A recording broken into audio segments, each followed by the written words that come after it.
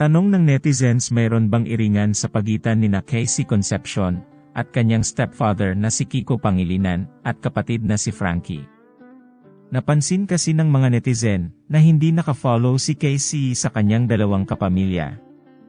Kung titingnan ang account ni Casey, wala sa listahan ng kanyang following sina Kiko at Frankie. Hindi rin sa kanya nakafollow ang dalawa. Palaisipan tuloy sa mga netizen kung sino kaya ang naunang mag-unfollow at kung anong rason nito. Hinanap din ng mga netizens si Casey sa latest family photo post ni megastar nitong birthday ng kanyang mister na si Kiko.